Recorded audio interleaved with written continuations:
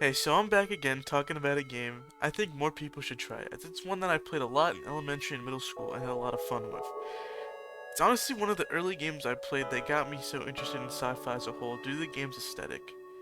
Anyway, let's get into why I enjoy this game so much and why I think you should give it a try as well. So FTL is pretty late on story, so this is going to be pretty short. The premise of the game is that you're part of the Federation, and the Federation is currently at war with the Rebels.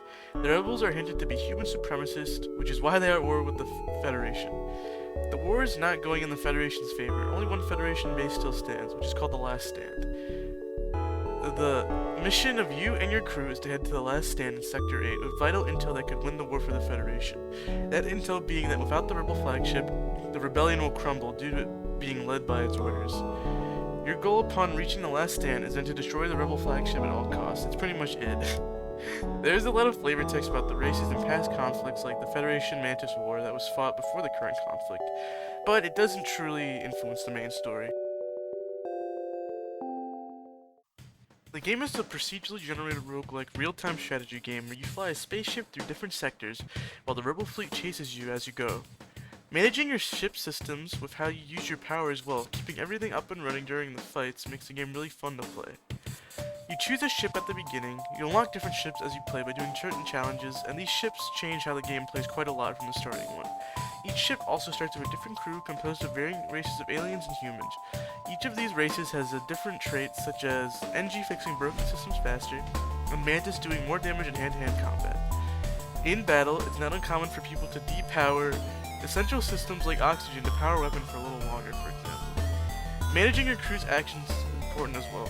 Having people working at different systems such as piloting your weapons can be the difference between life and death in many situations. Your crew also gets better at performing their jobs as time goes on, and by the end of the game you'll have a seasoned crew that is way better than it was before. FTL is very much a game where you have to plan where you want to take your run before you start it, as you must plan how to use your scrap and realign that plan when the ship gets too damaged and needs repairs or needs more fuel and missiles, for example. Upgrading your ship is a vital part of the game, as you won't be surviving along with only one layer of shields or low-powered engines.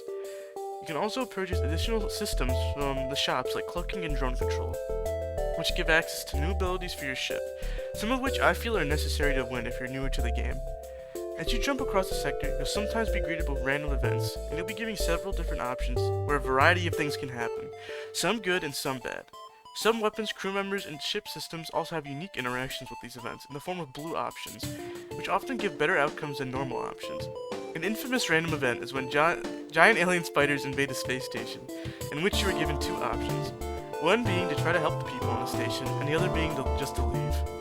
Trying to help is extremely likely to get you nothing as well as a dead crewmate decided at random. Usually I don't have a blue option available. I don't even bother because losing a crewmate can be a huge blow if they were assigned to an important system. You have an anti-bio beam, boarding droid, or an anti-personnel drone.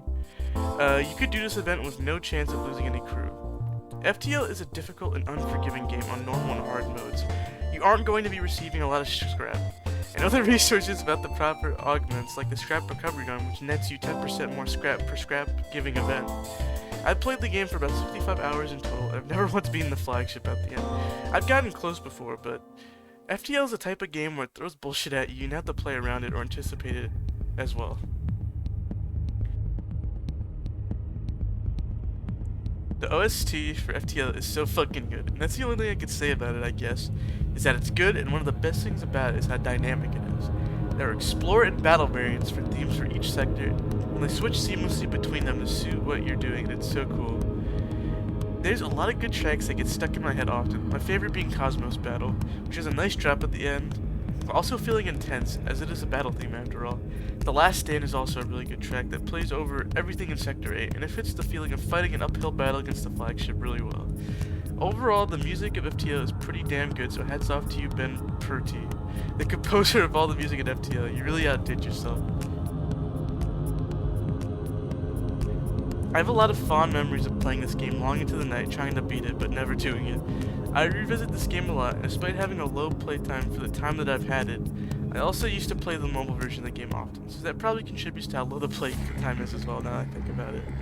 Overall, if you like anything described, I'd recommend buying the game on Steam. It's only about $10. and you get a lot of playtime out of it.